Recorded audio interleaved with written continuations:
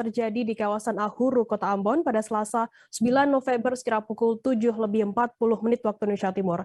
Truk bernomor polisi DE 8269LU yang mengangkat besi tua terjungkal dan menabrak pagar rumah warga. Untuk mengetahui informasi lebih lengkapnya, saat ini kami sudah tersambung dengan jurnalis dari Tribun Ambon, ada Ridwan Tuasamo yang akan berikan informasi lengkapnya untuk Anda Tribuners. Halo Ridwan. Halo Firda. Ridwan, bisa Anda jelaskan apa penyebab sampai mobil tersebut bisa menghantam rumah warga? Baik Firda dan Tribuners.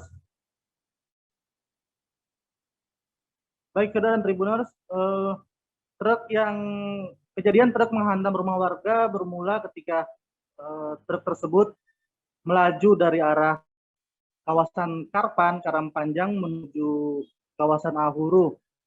Saat di tikungan yang memang cukup curam dan rawan kecelakaan, menurut saksi mata dan supir tersebut bahwa kabin bagian depan mobil tersebut kemudian tiba-tiba terangkat sehingga supir yang bernama Rusdin itu tidak bisa melihat ke arah jalan, sehingga dia kebingungan juga bagaimana harus mengarahkan kendaraannya dan terpaksa membanting setirnya ke arah kiri dan tanpa bisa melihat, truknya justru nyemplung ke dalam areal rumah salah satu warga di sekitar daerah tersebut. Ridwan, apakah dalam kejadian ini apakah ada korban jiwa begitu maupun korban luka dalam kecelakaan tunggal ini?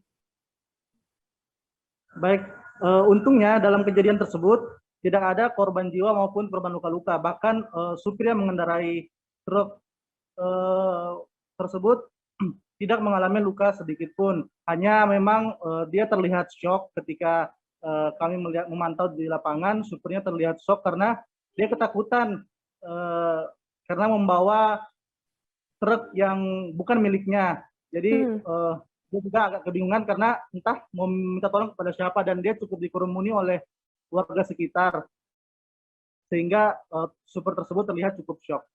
Demikian, Firda.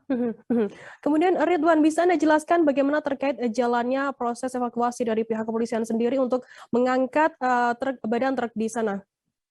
Iya, sebenarnya kejadian tersebut terjadi sekitar pukul 7.40 waktu Indonesia Timur, tapi proses evakuasi baru bisa dilakukan sekitar pukul 11 siang karena sulitnya medan yang membuat kepolisian maupun warga sekitar kesulitan untuk mengangkat truk tersebut dari area bawah ke badan jalan.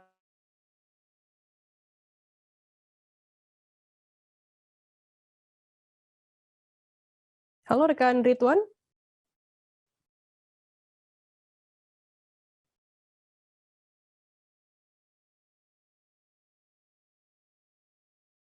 Menghamburkan beberapa karung pasir ke areal bawah mobil sehingga mobil tersebut bisa terangkat dan ditarik